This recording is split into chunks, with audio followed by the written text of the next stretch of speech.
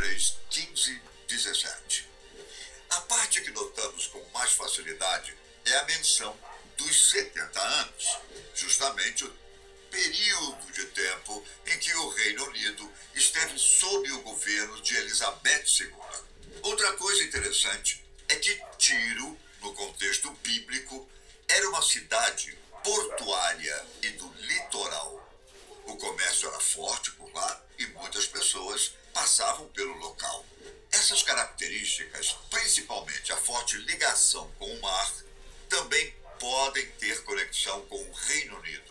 Afinal, a nação possui seu território em uma grande ilha e também recebe muito movimento comercial e de pessoas há vários anos. Outra parte do capítulo 23 de Isaías, que nos remete ao país, é o versículo 8, que informou esse desígnio contra Tiro, a cidade distribuidora de coroas, cujos mercadores são príncipes e cujos negociantes são os mais nobres da terra. Isaías 23, 8. O versículo menciona a tradição monárquica do local e da influência econômica exercida pelos governantes, entre eles príncipes e reis. Algumas teorias indicavam que os 70 anos referenciados na Bíblia seriam, na verdade, referentes ao jubileu de Elizabeth II, o jubileu de platina, comemorado no Reino Unido quando o monarca chega aos 70 anos no poder. E isso aconteceu neste ano de 2022. Elizabeth II assumiu o trono em 1952, após a morte do seu pai, o rei George VI. Porém, agora com a notícia da morte da rainha, a tendência é que a profecia seja vista como algo mais referente ao fim do longevo reinado. Isaías diz que a terra de Tiro, considerada como o Reino Unido na teoria, iria passar por um período difícil após o fim do reinado.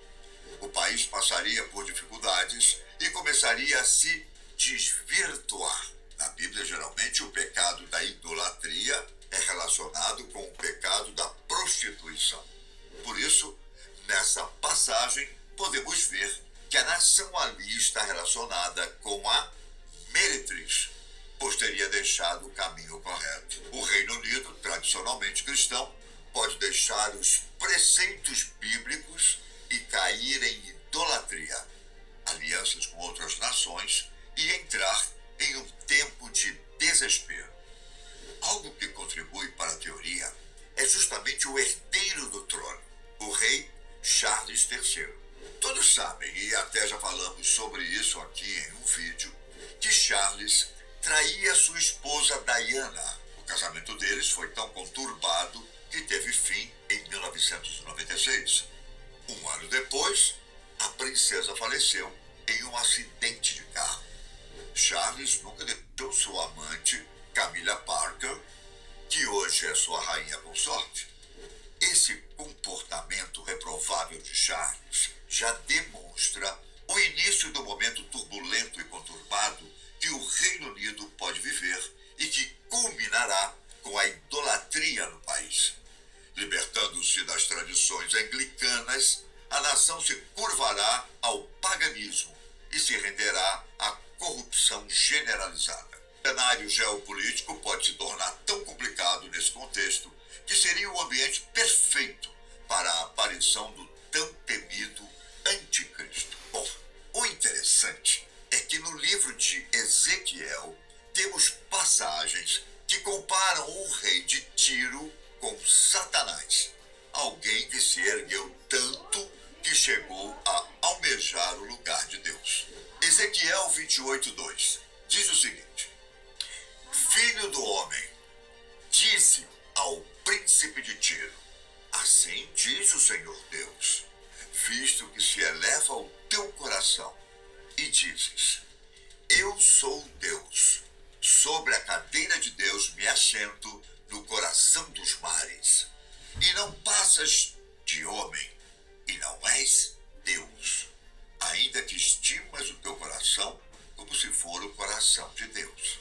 Ezequiel 28:2. Essa passagem é interessante porque se refere ao príncipe de Tiro, como se ele fosse o próprio diabo, o anjo que se rebelou contra o poder de Deus, tentando tomar o lugar do próprio Criador. Isso fica claro no versículo 13, que fala: estavas no Éden. E também no 14, que diz: tu eras querubim da guarda ungido, e te estabeleci. Permanecias no monte santo de Deus, no brilho das pedras andavas. Ezequiel 28:14. Bom, o capítulo 28 inteiro praticamente fala sobre esse governante que se encheu tanto de soberba que tentou tomar o lugar de Deus, mas foi punido e derrubado pelo Senhor. Pode ser que esse governante, em alguma medida, venha para governar o Reino Unido durante o período relatado por Isaías. Ele pode ser tanto um arauto do anticristo, como também o próprio rival de Jesus. Retornando para o livro de Isaías, há um capítulo que fala de algo parecido. Ele também menciona um rei que se achou tanto que se comparava a Deus.